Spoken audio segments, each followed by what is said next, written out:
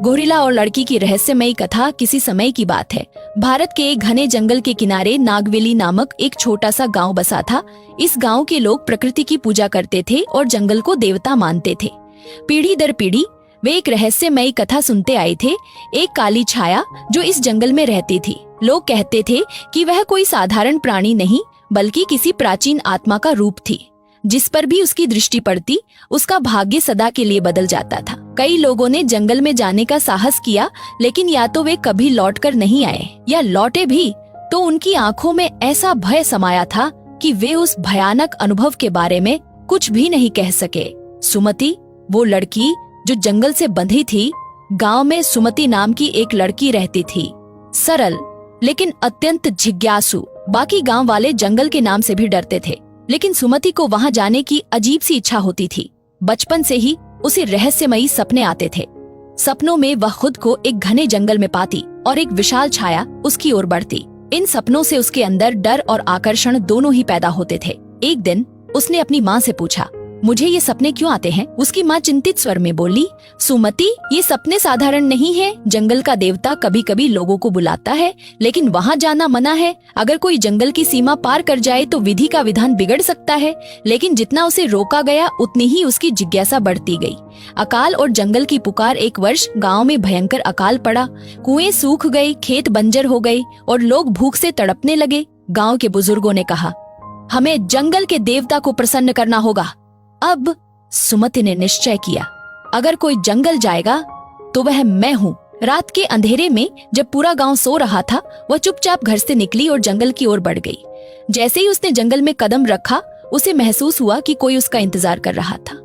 अचानक हवा में अजीब ऊर्जा दौड़ गई। पेड़ों के पत्ते सरसराने लगी, ठंडी हवाएं चलने लगी और चारों ओर घना कोहरा छा गया। सुमति दिशाओं का ज्ञान खोने लगी, लेकिन कोई अनजान शक्ति उसे गहराई में खींच रही थी।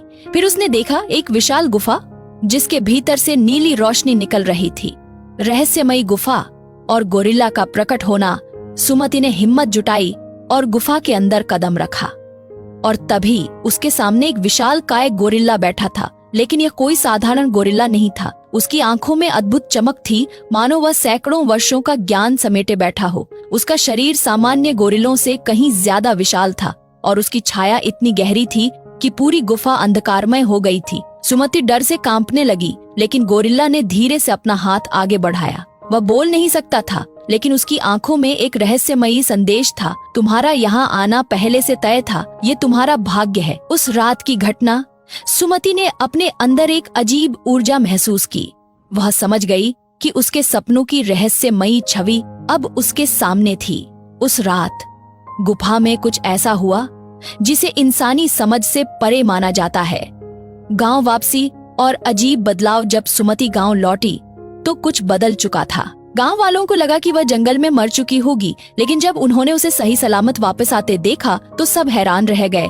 उसकी आंखों में एक अजीब सी चमक थी। कुछ महीनों बाद सुमति ने महसूस किया कि उसके शरीर में बदलाव हो रहे हैं। गांव की महिलाओं ने उसकी हालत देखी तो सन्न रह गईं। यह कैसे संभव है? सुमति ने किसी भी पुरुष से संबंध नहीं बनाए थे, फिर भी वह गर्भवती थी। गांव में आग की तरह यह खबर फैल गई। लोगों ने उसे श्रापित कहा। किसी ने इसे जंगल की आत्माओं का खेल बताया, लेकिन सुमति को एहसास था यह श्राप नहीं, कोई दैवीय विधान था। बच्चे का जन्म और रहस्य खुला समय बीता और सुमति ने एक पुत्र को जन्म दिया। लेकिन जैसे ही बच्चे ने आंखें खोली, गांव वाले दंग रह गए। उसकी आंखों में वही चमक थी जो उस गोरिल्ला की आंखों में थी। और फिर बच्चे के रोते ही पूरा जंगल हिलने लगा, पेड़ झूमने लगे, हवा की दिशा बदल गई और अजीब घटनाएं घटने लगी। सच सामने आया। गोरिल्ला कौन था? सुमति अब जान चुकी थी कि यह कोई साधारण बालक नहीं था। वह जंगल का वरदान था। वह जानवरों से बातें कर सकता था। उसमें अनोखी शक्तियां थीं जो किसी इंसान में नहीं होती थी। गांव वालों ने इसे दैवी चमत्कार माना, लेकिन सुमति जानती थी कि यह विधि का विधान था, एक ऐसा रहस्य जिसे कोई नहीं समझ सकता था। जंगल का संरक्षक सालों बाद जब वह युवा हुआ तो उसने गांव छोड़ दिया और जंगल की ओर चला गया। धीरे धीरे उसकी शक्तियाँ बढ़ने लगी और वह जंगल का संरक्षक बन गया।